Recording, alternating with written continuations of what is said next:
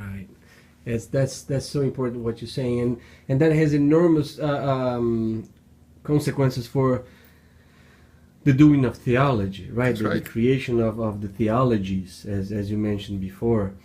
And today you had a saying that was powerful, that you mentioned, we might do our wine of banana. Yes. Tell us something about the saying and then explain that to us. Well, that was a saying by Jose Marti, who was one of the leaders of independence against Spain in Cuba.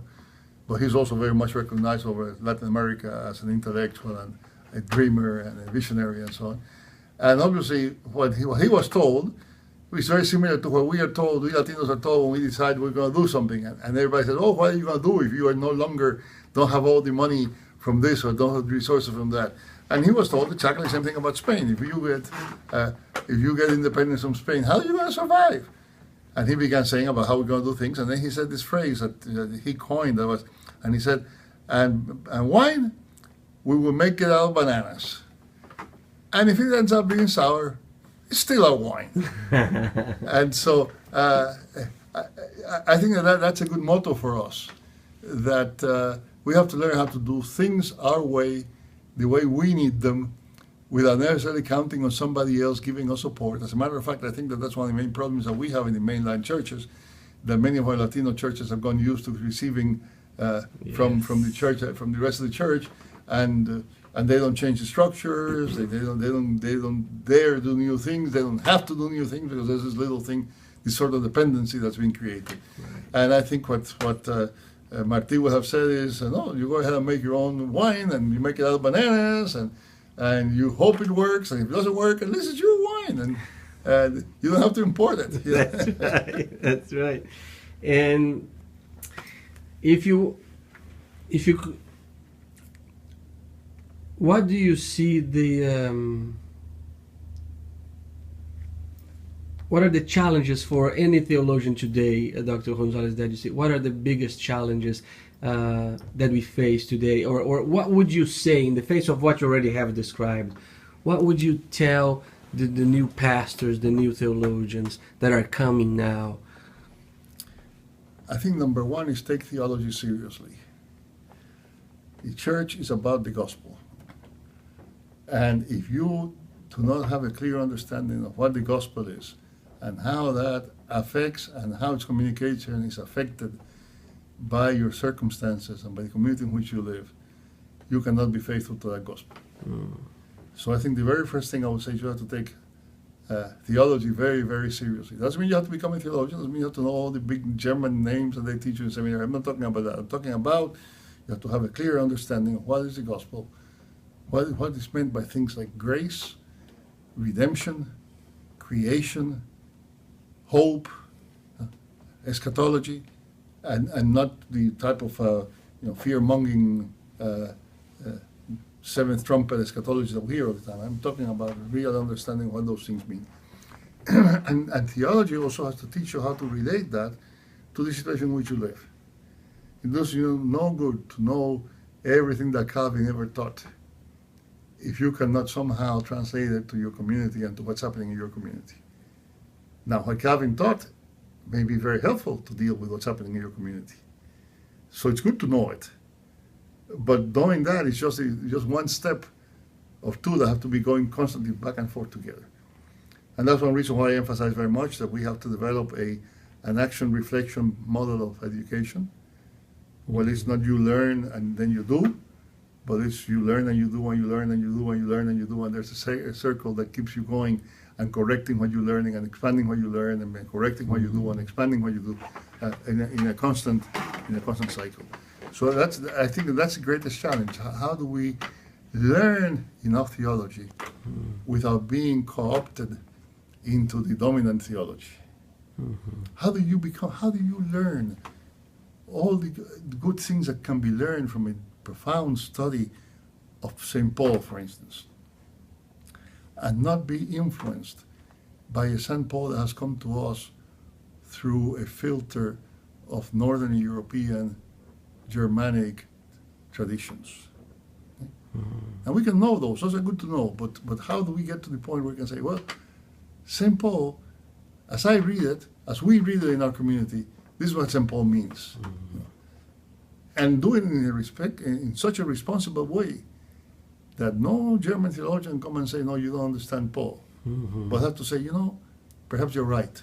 Mm-hmm. Perhaps you're telling me something about Paul that I didn't see. And that's the beauty of it, because that means that when you do your own theology, in your own perspective, in your own context, that becomes very Catholic, very universal. Mm-hmm. If you try to do a theology for everybody, it's for nobody. Mm-hmm. If you do a theology in your own context, it's for everybody. Mm-hmm. And we have seen the challenge of theology of prosperity everywhere in our Latino communities, and now not only in our communities, but every community. There's this everywhere. What would you say about the theology of prosperity? Well, I can say, first of all, that we have to take it seriously as a corrective to a theology that has sanctified suffering and oppression and poverty. So there is one reason why that's why the theology of prosperity is so prosperous, is that it is right in saying, all the people have all this preaching you've been hearing, that it's good to suffer, that if you're suffering, that's a blessing, and you have to, grin and bear it, and that if you're being oppressed, what you have to do is just be obedient. All of that, I think, in many ways, it is precisely that makes the other theology so successful. Now, obviously, the other theology, I wouldn't even call it theology, I'll call it heresy. Mm-hmm. Okay? It's heretical because it implies that if you are faithful, you prosper. Mm-hmm. And if you extend that, it means that if an apostle says that he has a thorn in his flesh and he doesn't get thrown out, it's because he's not faithful enough. Yes. And if the very Son of God ends up in a cross, he must have somehow done something that didn't make him be faithful. Mm-hmm. It's heretical because it then also blames people for their own poverty and their own misery. Right. In other words, if you don't get a job, it is not because somebody has played with the economy, because somebody has exported the job, because somebody has done whatever. It is because you have not been faithful. If you were faithful, you will get the job. Mm. And that, I think, is very destructive. Mm. And it's not a message of hope and love. It's a message of misery and subjugation. Right. And I think that is simply contrary to everything in the gospel. Mm. It also it bothers me also because in many cases it has become a business. Because in the theology of prosperity, one that really prospers is the one who preaches it. Right. If you go and look at the internet, there is one guy who says, before I became this and that and the other, I used to preach for a bunch of bananas. And now I ride in a Cadillac. Mm. Okay? And he probably telling the truth. But who's paying for the Cadillac? Exactly. And many people who think that by paying for his Cadillac, they're going to be prosperous, and that just doesn't work that way. That's right. One more question then, Dr. Gonzalez. What kept you going and in La Lucha? What kept your spirit going? What made you continue the struggle?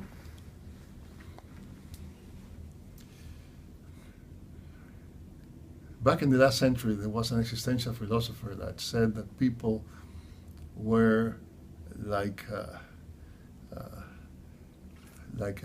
shipwrecked people, and that you know that you cannot get to the shore, but still you keep swimming. I think that's a little bit of the truth. But then there was also another story that I heard when I was about 5 or 6 years old. And that's a story about these two frogs that fell in a jug of milk. Yeah. And one decided, I cannot do anything, so he just went down and sank. And the other one kept on kicking and kicking and kicking and kicking, and eventually he made a ball of butter. And he could stand on the ball of butter.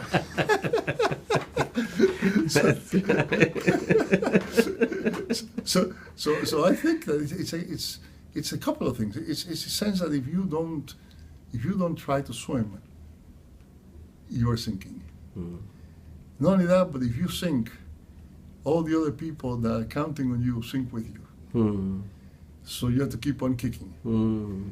And oddly enough, sometimes when you kick, something develops that you have a place of respite, a place of rest, a community that supports you. And part of the beauty of it is that happens very much in the Latino church.